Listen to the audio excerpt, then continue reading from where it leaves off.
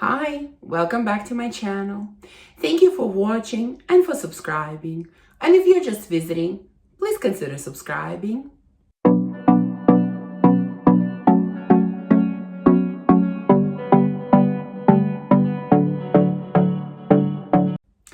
So I think that the it note of this season or of this year has been the note of cherry.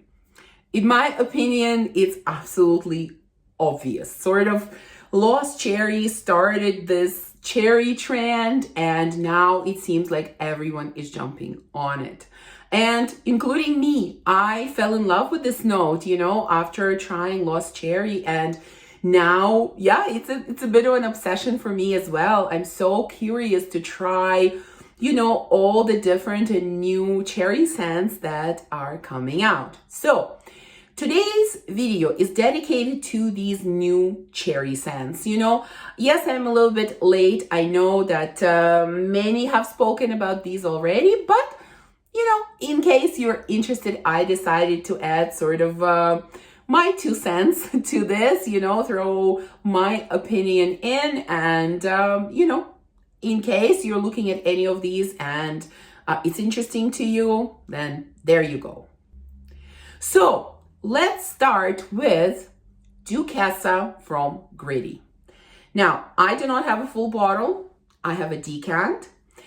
Now, obviously, Demi Rowling started the hype on this fragrance. She says it's the best cherry scent ever. It's amazing, and obviously after she speaks so highly of it, everybody started looking for the scent, including me. Now, I couldn't find a full bottle anywhere, so that's the reason I purchased the decant. So now let's see if I think that this fragrance is actually full bottle worthy. Is it quite as amazing as Demi makes it sound? So let's see. So let's start with the notes that are in here. The notes are sour cherry, saffron, bitter orange and peach, white flowers, jasmine, cloves, star anise, and sweet almond, patchouli, iris, and sugar. I mean, the notes sound great. What does this smell like? Well, I definitely get sour cherry. For sure, there is sour cherry in here. I also get saffron. For me, saffron is quite evident in this scent. It's not unpleasant, but it is evident. I do get a bit of spiciness, some kind of spiciness. It's hard for me to say cloves. Maybe it's cloves that I'm getting more than anything, because it's definitely not anise. And then, yes, there is some kind of earthy base to this, so I can understand patchouli. These are kind of the standout notes for me. Now, overall, this scent feels very, very light and a little bit fizzy. Like, it's not dense, it's not strong, it's just very light and airy. Like, to me, it feels like it's some kind of like sparkling water with cherry. Yeah, something like that. Sparkling water with cherry with addition of saffron, because saffron is one of the strongest notes in here for me. Now, guys, take it with a grain of salt. This is my opinion, but for me, this scent is disappointing, quite disappointing. I don't understand the hype. I don't agree with the hype. I don't think it's worth the price tag that it costs, in my opinion. I am not interested in a full bottle. I am actually very, very relieved that I couldn't find a full bottle, because I was prepared to blind buy it if I could find it. And that I purchased this decant because, yeah, I'm not interested in a full bottle at all. I don't think this scent is that great. And let me make it clear, I am not saying it because I'm getting strong saffron in here, because, this is kind of an individual thing. It's just a note that I don't enjoy. But that's not why I don't like this scent. Yes, saffron is strong, but it actually doesn't bother me in this fragrance. it's very, I don't know, the scent is very blah. It's very airy, it's very light. There's nothing substantial. It doesn't have any substance behind it. Yes, that's how I would say it. It's some kind of fizzy cherry drink, really. So yeah. And I don't think it develops much. For me, the scent is quite linear. How it starts is pretty much how it finishes. So yeah, again, take it with a grain of salt. For me, this scent turned out to be a disappointment. Okay, second one that I want to talk about is Kayali fragrance. What is it called? Love Fast Burning Cherry 48. I can never remember their full names. Now, I don't have anything to show to you, but I did purchase a travel spray from Sephora when it first came out, and I did return it. Now, why did I return it? Well, first let's talk about the fragrance. Well, there are a lot of notes in here. There's burning cherry, raspberry, bergamot, praline, heliotrope, rose, jasmine, palo santo, tonka, gaiac wood, pear balsam, vetiver, patchouli. Okay, lots of notes. Now, why did I return it? Not because it's a bad scent, because it is not a bad scent at all. It is quite pleasant. Here's my problem with it. To me, it was way too close to Lost Cherry. Way too close. And this is kind of, for me at least, it's the golden standard of cherry fragrances. That's the fragrance that I already have and I already love, despite the fact that it doesn't perform well. And for me, Kayali came too close. Yes, it was a little bit smokier and a little bit woodier at times, but overall, I got Lost Cherry from it. I really did. And so for me, it was absolutely redundant to have in my collection. Absolutely redundant, because I have Lost Cherry. I love it.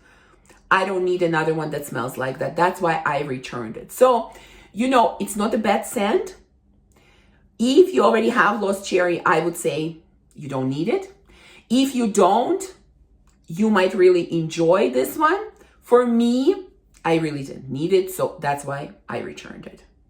By the way, one thing that I forgot to mention about Gritti, again, because I don't know, in my mind, every cherry fragrance gets compared to Lost Cherry. Gritti Duchessa is completely different. It is not comparable to Lost Cherry. It is definitely unique, so it does have that going for it, for sure. Okay, next cherry release is the one from Navitus, their collaboration with Paulina Shar, and that is Venom of Love. Now, this one is interesting because when I first heard about this collaboration and I heard that it was going to be a cherry scent, I thought, yeah, I'm blind buying it. I need another cherry scent. I gotta have it. Then, and again, please forgive me, this is just my opinion. When I saw Paulina's video talking about this, when she went into all the details of what the name of the fragrance is, sort of what the background behind it is, the whole story with the snake and everything, I thought, I don't think I'm gonna buy it. It just, for me, was a slight turn off. I'm just being honest with you. That's just my taste. Snakes, that's one of my biggest fears. I absolutely despise snakes. Anything connected to them, I don't want to be a part of at all, which is kind of silly because we're talking about fragrance. I get it, but that's how I felt. I also thought the name sounded a little, I don't know, cheesy. I will be honest. So it kind of turned me off of this fragrance a little bit, and I thought, no, I am not going to blind buy it. Then I had an opportunity to get a small decant of this fragrance, which I ordered, and I just thought, okay, I don't need the full bottle, but I'm still curious about how it smells, so I am going to order a decant. So I got the decant. Now, let's look at the notes quickly. There is sour cherry, liquor, bitter almond, chocolate, cherry, rose, jasmine, amberwood, almond, vanilla, whipped cream. And so when I got this decant and I tried the fragrance, the whole snake story, the whole name, none of that mattered anymore. I knew that I absolutely had to have the full bottle. Yeah, I don't care. I love, love, love this scent. It's beautiful. To me, it is stunning. And very importantly, to me, I know that's not the case for everyone, but to me, it is quite different from Lost Cherry. It's a standalone scent that is absolutely not redundant in my collection at all. So this really is this deep, dark, chocolatey, slightly boozy type of cherry. It's like these, you know, what are they called? These chocolates, you know, that have like cherry and some like brandy inside. That's sort of what this smells like. It's beautiful, especially in the opening, like especially the first couple of hours. I love this strong chocolate note that is present there. It does fade a bit in deeper dry down, which I wish it stayed stronger a little bit longer, but still, I love this scent. I love this scent. And like I said, as soon as I tried it, I knew I had to have a full bottle, which I have now. And this is a dark bottle, so I don't think you'll be able to see, but I have used this one quite a lot. I love it. And like I said, I think this is a standalone scent, quite different from Lost Cherry. Now, there is one more cherry scent that I want to add to this mix. And this is not a new release. I mean, it was released within the last couple of years, I know, but it's a new to me fragrance, and it's also a cherry fragrance that I think is worth talking about. Now, this is Rub Me in Dreams from HFC, which is Hot Fragrance Company, something like that. Now, this one is probably the most unique out of the bunch, the one that smells, the one that smells most unique, that's quite different. Now, let's look at the notes first. So this has cherry, rum, dried fruits, tonka bean, patchouli, woody notes, powdery notes, vanilla, musk, and peony. So I do get cherry in here, definitely. What I also get quite a bit is powdery notes. This is a powdery cherry. Now, it's not overwhelming. Like the powderiness is not overwhelming, but it is quite present. I do get I do get a lot of it. I also get a bit of dried fruits, and for some reason they're like not very sweet dried fruits, but more like slightly sour dried fruits. I don't know if such a thing exists, but to me they're slightly sour dried fruits, and I do get a bit of woodiness or earthiness in here, and I do get just a little bit of booziness. This one I would not call a boozy scent. It's very light. It's very like it's just a small tiny nuance of this fragrance that's this boozy element. Overall, it's not a boozy scent. This is powdery cherry with a bit of dried fruits and a bit of woods. Yeah, that's probably how I would describe it. Quite different from all the other cherry scents. This is definitely the most unique cherry scent that I have tried. It is definitely on the lighter side. It is not very dense, but unlike Duchessa, which for me just had no substance to it at all, this one is airy, but it does have substance to it. You know, it's like you feel all these different layers and all these different elements of this fragrance. So I do like this one. Now, you know, this is quite expensive, although this house appeared on Fragrance Buy in recent times, which is where I purchased it. You know, I don't know if you want to blind buy it, if you like the note of cherry. I think it's a relatively safe blind buy, but you know, sampling is always best. Now, this scent, one more thing I would say, this is not a beast. This is kind of on the lighter side. Just the texture of the scent itself, like I said, is more airy, is more on the light side.